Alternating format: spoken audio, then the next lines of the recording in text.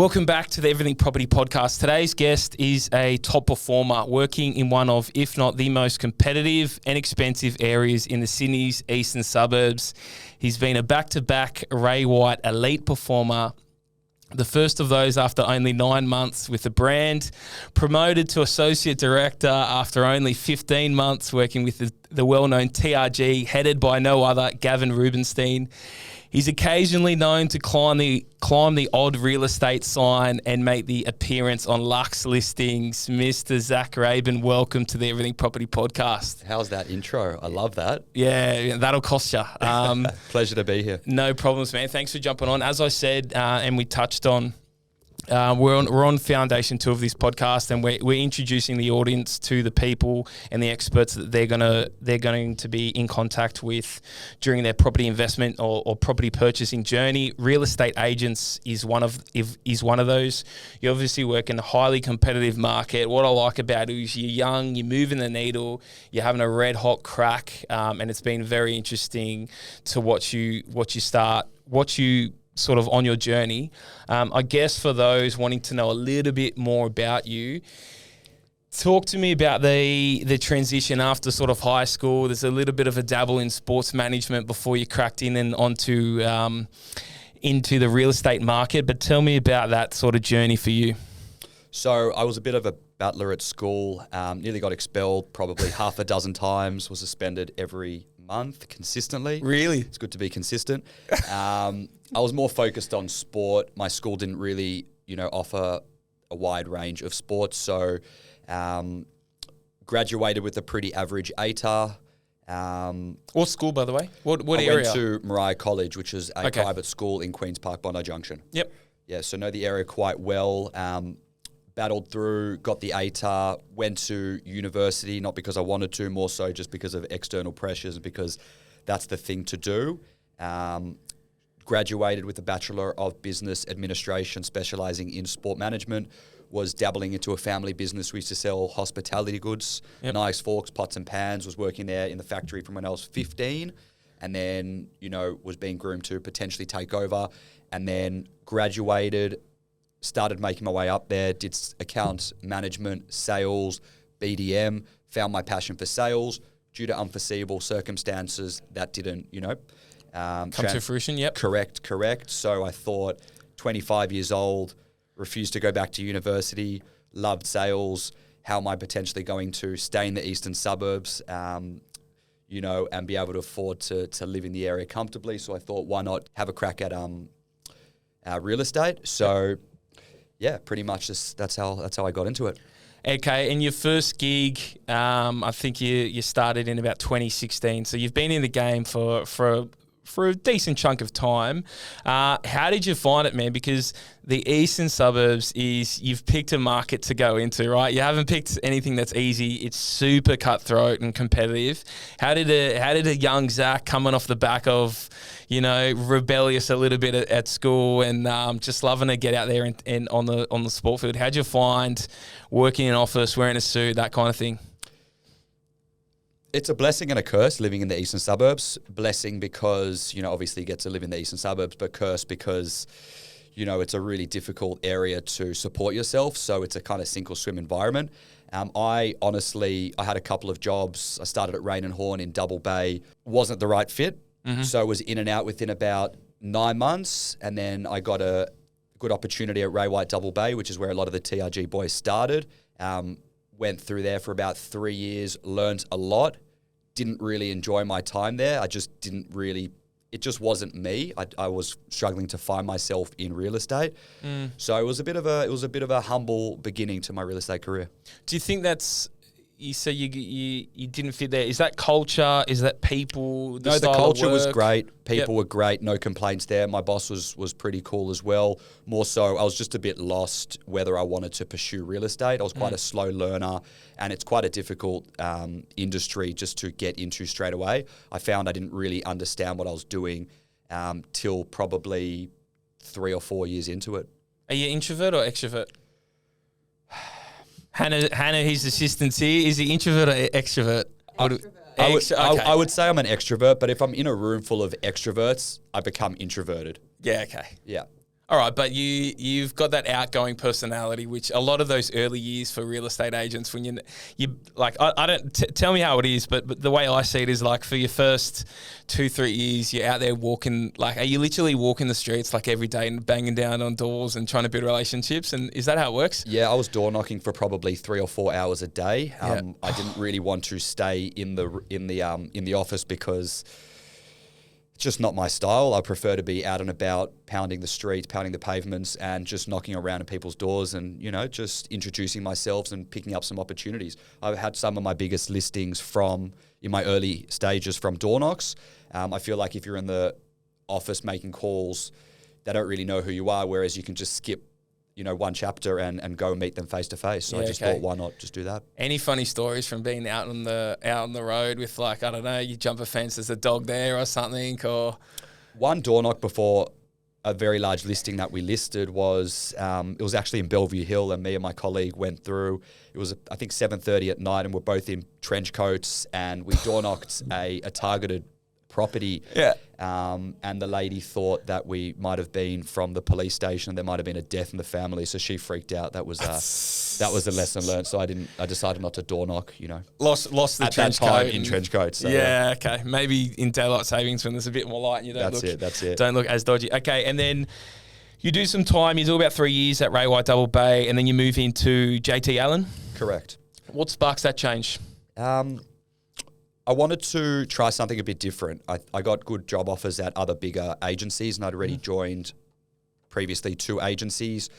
I went with my gut, and I had a really good bond with the boss of JT, Josh Allen, and I just thought, let's change it up. I lost my passion for real estate in that time, so I thought, let's just try to change it up, go to a smaller, more boutique, family-based agency, and I think that was probably the best decision of my career so far. What's the for those on the outside, what's sort of like the office size of like the Ray White Double Bay compared to like what you went to? Is it like 100 down to 10 or? When I was working at Ray White Double Bay, there was about 26 to 30 agents. Wow. And when I worked at JT, it was Josh and myself. Really? Just you two? Just us two.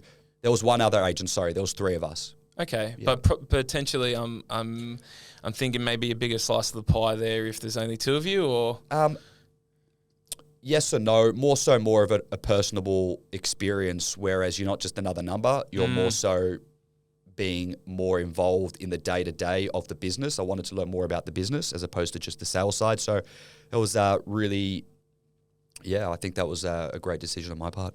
And it's a lot better when it's literally, if it's you and Josh Allen, you're learning from the principal every single day. You're together. You just have learnt so much in that. What was it? 2 years, 3 years? Yeah. Perfect. So the exposure that I got by working there, working directly under, the director was amazing. I got put on a lot of listings, and in the area, if you get that exposure, you can fast track your career.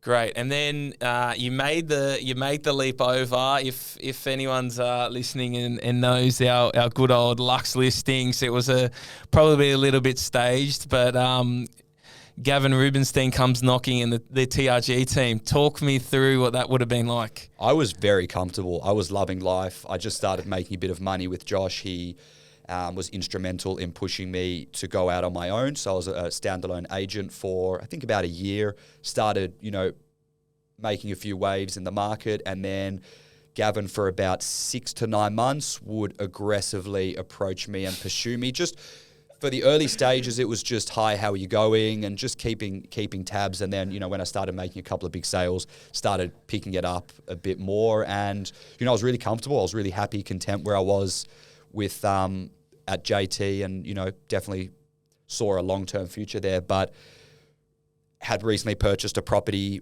and I just thought, why not get a bit uncomfortable to potentially fast-track my career? And the best way to do that is to go in arguably the most competitive market in the country, or a competitive office, in the country. So where'd you purchase? In the East? Yeah, around Bondi. Perfect. Okay. All right, and then you join TRG. What's that like for those on the outside? We see a little bit, we get a little bit of content across the socials. You two are looking at each other like there's a little secret that you maybe don't want to tell me or do want to tell me, but what's it actually like? No, what's the scoop? It's good fun. It's good fun. There's high energy there. Everyone is an elite performer, top performer, high performance office. So you walk in there and you've got arguably 5 of the best agents or 5 of the top agents in, New South Wales working within a 2-meter distance of yourself. So it's really competitive internally, but also everyone's there to kind of motivate each other and, make each other grow. So it's a really good environment. Sink or swim, really? Yeah, big time. Was that a reignite of like, because I myself as well, I'm from a sports background. I'm competitive as hell. I feel like if you come from that sports and you got that extrovert nature, is that you get into this office and you're like, I'm young, I know there's a few older boys there, you got to prove yourself. Well, that's one of the reasons why I jumped ship. I didn't have that much competition at the smaller office and I wanted to, be competitive. I'm very competitive. So I put myself in the deep end and the agents were writing 1.5 plus million consistently, where I was on my first year, I think like 300,000 or 400,000. So I thought, let's try to close that gap and throw myself, in that type of environment. Okay, and as it would have led to in the first 9 months, Ray White, elite performer, if I've got that right, that means you're in top 3% of agents in the Ray White network. Is that top 3 or top 1? Definitely not top 1. That would be chairman's. I'd say top 3. Yeah. Okay. And how many people in that Ray White network is that of? Is that 1,000 or you wouldn't know? What are we thinking? How many offices is there? A lot. I'm not too sure. I think there's how common is that? How common is about 12 to 1,500 agents. I could be wrong. So this is quite a wide network. So you're in the top 50 or whatever, that first 9 months. What are you doing to sort of set yourself difference between good and great? Is this a morning routine? Is it something you listen to? Like what does a day in the life of Zac Rabin look like? I'm very consistent. I'm very routine based. If I break my routine, I freak out. So I wake up at the same time pretty much every morning, 4:45. I train pretty hard at the gym. Every morning I have a sauna, have an ice bath, come to the office, have breakfast, and it's just the same shit every day. So I just need to be mentally fit in order to not burn out and just to be ready for the day ahead. Do you ever get burnt out though? Because I feel like if you're doing, you work 6 days, 5 days? Yeah, 6, sometimes 7 days. 6, Sunday you have off, then but maybe. You're always on. So like on the day off, like you're always on. So it's hard to be present. How do you log off then? If you're always on, it's high energy, it's big hours, it's a lot of work. I know you love it, but is there a way you can just instantly switch off apart from the turning the phone off? I struggle with that. It's something I'm working on at the moment. So really? It's hard to switch off. So you're always on. Have you ever had any burnouts or anything like that? I had a pretty big burnout just before the end of last financial year, where probably the last 4 weeks, never experienced anything like that. We went really hard and had an amazing year and booked a trip to Europe and just a lot of stuff going on. And the last 4 weeks, that was a bit of a battle. Really? Very burnt out. Okay. But I feel like you guys go... I feel like almost every real estate agent I was following and mortgage broker was overseas in Europe mid-year. Is that a thing because winter, not many sales? Is that when you guys get like your... Correct. School holidays, so majority of the high net worth buyers that we would normally be targeting are away with their families. So it's a good time just to, unwind. Because we work 6-7 days a week, you tend to get burnt out. So this was the first time I've been to Europe since my gap year. So... Was that last year or the trip you just went on? Trip I just went on. Really? Yeah. Necessary. How long was that? 4 weeks Europe, 1 week Bali. Okay, because there was a wedding in there, but I suppose you just tied it all together, right? Yes, correct. There's a couple of weddings. I saw about 10 high net worth individuals get married in overseas. Correct. It was crazy to see. Good fun. Okay, perfect. Tell me what does it look like now in terms of what's been your biggest listing? What's been your biggest lesson? Biggest lesson, biggest listing. I think just, regardless what size or the dollar value the listing is, I treat them all the same, whether they're 1 million, 10 million. I just love the journey. I love the chase. I love, the close. I just love the whole journey. So, we've had a couple of recent successes. a few weeks ago, we sold a property off market for 11.25. Was it 11.25? I think about $12 million. Sorry, $13 million in Vaucluse. Seems like a while ago after Europe. So, yeah, that was an expired listing from another agent, struggled to get over 11, and that was a really hard target. So that was a good one to get away. 12, 13, you say that's been your biggest in career? Correct. Biggest individual sale, yes. Crazy. Okay. And tell me, if I'm... we'll jump into this in another episode. But if I've got a house in the east and I'm thinking about selling it, I'm gonna be knocked on the door all the time. I get the flies in my letterbox as well of the agents that do the sales. How am I picking up difference between a good and a great agent? How am I differentiating? What's the difference that you bring? What's your little bit of spice or sauce that you bring to the table? I'm pretty lighthearted. I'm all about energy. I feel like the vendors kind of can pick that from the get-go. You need to be enthusiastic and genuinely love what you do, and I love what I do. It doesn't take, a great agent to sell a property in a booming market like it was in 2020, but as the market is changing, we're finding that the great agents are pushing distance from the other agents.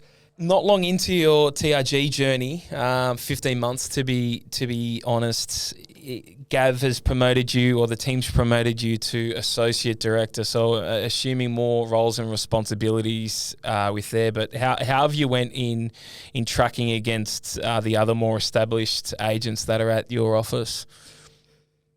Good question. It's been challenging. I set them as the benchmark because, we've arguably got the best agents internally in the area. We've got Ray White's number one principal, Ray White's number one agent, and then, 3 of the top 10 agents. So it's good to benchmark against them. Do you ever get, as a younger lad, ever get people having issues with your age in terms of, he's only young, what could he know, or anything like that? I think as real estate is progressing in general, we're finding that it's a young person's game. So I don't consider myself too young. I think people are looking for more youth as opposed to the old school mentality because of social media, the time, just efficiency. So it's very rarely affected there. It comes with energy as well, right? They associate youth with energy, and 100%. You want to people are impatient at the moment. People want responses instantly, and times have changed. So people appreciate the younger, more enthusiastic agents who, live and breed real estate. Work hard for it. That's it. Okay. And is the what do you call the gross commission? GCI. So is the GCI into? We can cut this out, but do you guys talk about it openly, or is it more of like a closed book? Like you'd say you're into 7 figures of GCI, or you wouldn't say? No, that's okay. I mean, it is GCI. I don't feel like it's a dollar value that we talk about. I think it's more of a goal. We set our goals of what we want to achieve. It's just a number. So, we just strive to achieve the goal every year. And obviously, if you set out to write 500,000 or 600,000 one year, you achieve it. You want to make sure that you're doing that and double the next year or thereabouts. So, just a goal orientated kind of setup. And what do the goals in the future look like for you? Right, you still got that youthful nature. You're still young. Is the goal progress through the ranks? Is it to open, ZRC, or what's the future look like for you? I just want to keep learning. I want to keep growing. Short-term plan, put another prospector on, grow the team. Want to just keep improving on my abilities and my skills, and just want to have fun. I'm not thinking about opening another office. I'm in the perfect setup at the moment where I've got my only responsibilities on my team. I don't have to worry about a business. I don't know if I have the capacity to worry about all of that. So yeah, you guys have just opened the office at Rose Bay. We're talking just before we started. So how big's the team at the moment for your personal? Because I don't know how it works, but you've got obviously your head agent, and then you sort of create your own personal brand, and then you build a team of people to help you out. Correct. So at the moment, we're a team of 3. Myself, I've got lovely Hannah, who is head of operations / EA. Yep. She runs my life, runs pretty much everything with the marketing, preparation, admin, just to allow me to worry about the dollar productive stuff that I'm good at. And then I've got young Jacob as well, who I've recently put on in the last 3 months, and he's a sales associate. So he is a prospector, getting him into more opportunities and just assisting at open homes. Are you doing any door knocking, or it mainly goes to him now? He will do majority of the door knocking. If I do have a targeted door knock for a specific buyer, I will go out and do it. Or if I have a spare half an hour in between meetings, I always like to just get out on the pavement and door knock. I love it. I really enjoy that part. I just tend to be a bit time poor, so I don't go out and do it that much anymore.